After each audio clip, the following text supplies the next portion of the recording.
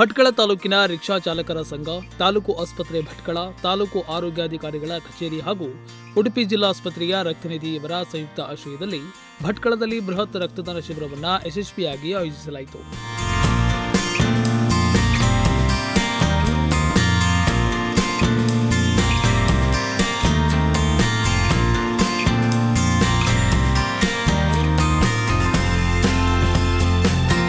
ಶಿಬಿರವನ್ನು ಸ್ವಾಮಿ ವಿವೇಕಾನಂದ ಜನಸ್ಪಂದನ ಫೌಂಡೇಶನ್ನ ಜಾಲಿಯಾ ಅಧ್ಯಕ್ಷ ವಸಂತ್ ಎಂ ನಾಯ್ಕ್ ಉದ್ಘಾಟಿಸಿ ಮಾತನಾಡಿ, ಇದು ಕೇವಲ ಕಾರ್ಯಕ್ರಮವಲ್ಲ, ಒಂದು ಜೀವ ಉಳಿಸುವ ಮಾನವೀಯ ಸೇವೆ. ರಕ್ತವನ್ನ ಯಾವುದೇ ಕಾರ್ಖಾನೆಗಳಲ್ಲಿ ತಯಾರಿಸಲು ಸಾಧ್ಯವಿಲ್ಲ. ಅದರ ಅಗತ್ಯ ಬಂದಾಗ ಮಾತ್ರ ಅದರ ಮೌಲ್ಯ ಸ್ಪಷ್ಟವಾಗುತ್ತದೆ. ವಿಶೇಷವಾಗಿ ಗರ್ಭಿಣಿಯರು ಹಾಗೂ ತುರ್ತು ಚಿಕಿತ್ಸೆ ಅಗತ್ಯವಿರುವ ಸಂದರ್ಭಗಳಲ್ಲಿ ರಕ್ತದ ಕೊರತೆ ಎದುರಾಗುತ್ತದೆ.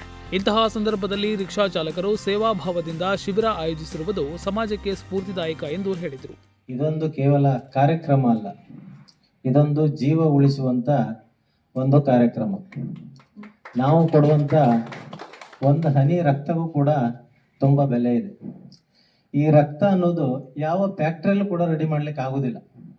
ಇದು ನಾವು ಒಂದು ದೇಹದಿಂದ ತೆಗೆದೇ ಅದನ್ನ ಮತ್ತೊಬ್ಬರಿಗೆ ಮಾಡ್ಬೇಕು ಬಿಟ್ರೆ ಯಾವುದೇ ಒಂದು ಫ್ಯಾಕ್ಟ್ರಿಯಲ್ಲಿ ಆಗಿರ್ಬೋದು, ಕಂಪನಿಯಲ್ಲಿ ಆಗಿರ್ಬೋದು, ಇದನ್ನ ರೆಡಿ ಮಾಡುವಂಥದ್ದು ಆಗೋದಿಲ್ಲ. ಅದರ ಸಲುವಾಗಿ ಈ ರಕ್ತದ ಮಹತ್ವ, ಈ ರಕ್ತದ ಸಮಸ್ಯೆ ಇದ್ದವ್ರಿಗೆ ಮಾತ್ರ ಆಲ್ರೆಡಿ ಗೊತ್ತಾಗಿದೆ ಎಲ್ಲರಿಗೂ ಎಷ್ಟು ಕಷ್ಟ ಆಗ್ತದೆ. ಒಂದು ಗರ್ಭಿಣಿ ಹೆಂಗಸಿಗೆ ರಕ್ತ ಇಲ್ಲದೆ ಇರುವಾಗ ಅವನು ಪರದಾಡುವಂಥ ಸ್ಥಿತಿ ನೋಡಿದ್ರೆ ಭಾಳ ಕಷ್ಟ ಆಗ್ತದೆ. ಆದರೆ ಆಟೋ ಚಾಲಕರ ಸಂಘದಿಂದ ಇಂಥೊಂದು ಮಹತ್ ಕಾರ್ಯಕ್ರಮ ಮಾಡಿದ್ದು ಭಾಳ ಶ್ಲಾಘನೀಯ. ಶಿಬಿರದಲ್ಲಿ ಒಟ್ಟು 55 ಮಂದಿ ಸ್ವಯಂ ಪ್ರೇರಿತವಾಗಿ ರಕ್ತದಾನವನ್ನ ಮಾಡಿದ್ರು. ರಿಕ್ಷಾ ಚಾಲಕರ ಜೊತೆಗೂಡಿ ಭಟ್ಕಳ ತಾಲೂಕು ಸರ್ಕಾರಿ ಆಸ್ಪತ್ರೆಯ ಡಾಕ್ಟರ್ ಪ್ರಕಾಶ್ ನಾಯ್ಕ್ ಅವರು ಸ್ವಯಂ ಪ್ರೇರಿತವಾಗಿ ರಕ್ತದಾನ ಮಾಡುವ ಮೂಲಕ ಇತರರಿಗೆ ಮಾದರಿಯಾದರು.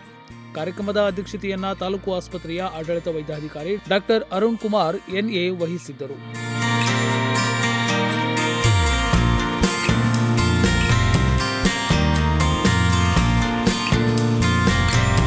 ಈ ವೇಳೆ ರಿಕ್ಷಾ ಚಾಲಕರ ಸಂಘದ ಅಧ್ಯಕ್ಷ ವೆಂಕಟೇಶ್ ನಾಯ್ಕ್, ಕನ್ನಡ ಸಾಹಿತ್ಯ ಪರಿಷತ್ ಅಧ್ಯಕ್ಷ ಗಂಗಾಧರ್ ನಾಯ್ಕ್, ತಾಲೂಕಾ ಆರೋಗ್ಯಾಧಿಕಾರಿ ಡಾಕ್ಟರ್ ಪಟೇಲ್ ರಾಹಿಲಾ ಸನಾ ಮಸೂದ್, ಉಡುಪಿ ಜಿಲ್ಲಾಸ್ಪತ್ರೆಯ doctor Veena Kumari, doctor Savita Kamath, doctor Satish B, Nazir Kashimji ಸೇರಿದಂತೆ ಹಲವರು ಉಪಸ್ಥಿತರಿದ್ದರು. ಉದಯ್ ನಾಯ್ಕ್, ನುಡಿಸಿರಿ ನ್ಯೂಸ್, ಭಟ್ಕಳ.